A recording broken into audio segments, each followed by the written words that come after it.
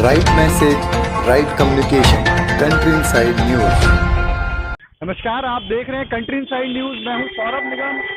देश भर में कोरोना की दूसरी लहर के बाद लॉकडाउन धीरे धीरे खुल चुका है। उत्तर प्रदेश के साथ साथ लखनऊ में भी लॉकडाउन खोल दिया गया है और उसके साथ साथ आप देख सकते हैं कि सड़कों पर भारी ट्रैफिक है। लोग जो आसपास हैं वो भी बिना मास्क के घूम रहे हैं। साथ ही साथ आपने देखा होगा कि तमाम जगहों पे, चाहे वो रेस्टोरेंट हो, चाहे वो सिनेमा घर हो, उसके बाहर भी तमाम रेस्टोरेंट के बाहर लाइन लगी रहती है। लोग बिना मास्क के घूम रहे हैं। खाने पीने की दुकानों के बाहर भी लोग मास्क लगा के घूम रहे हैं। साथ ही आपको बता दें कि दूसरा वेरिएंट यानी कि कोरोना की दूसरी लहर ने जो तबाही मचाई थी अप्रैल में और मई के महीने में, लखनऊ में हॉस्पिटल में लोगों को ऑक्सीजन के लिए यहाँ वहाँ भागना पड़ रहा था। साथ ही साथ आपने देखा होगा कि लोग हॉस्पिटल के अंदर थे, उनको ऑक्सीजन की भारी किल्लत देखने को मिल रही थी।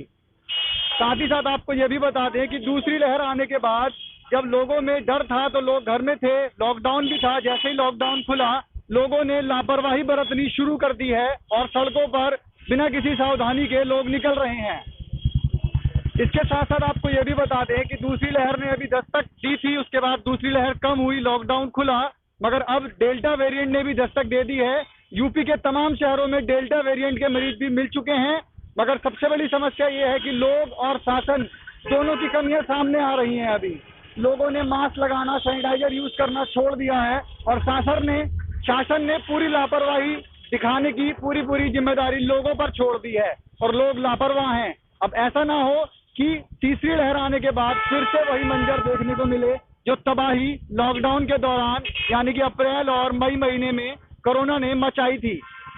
एम्स के डॉक्टर गुलेरिया ने भी कहा है कि तीसरी लहर आना तय है, अक्टूबर में तीसरी लहर आएगी और हमारे आसपास भी कुछ लोग ऐसे दिख रहे हैं जो बिना मास्क के घूम रहे हैं। अब देखना ये होगा कि जो लोग बिना मास्क के घूम रहे हैं, सरकार या पुलिस के द्वारा उस पर कोई कार्रवाई नहीं होती है।